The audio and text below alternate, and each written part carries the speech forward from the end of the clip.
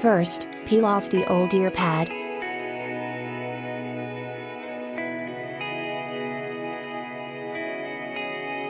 Second, insert the new ear pad's rubber lip into the groove. Third, insert the lip around the groove by gently pulling the ear pad with stick or fingers.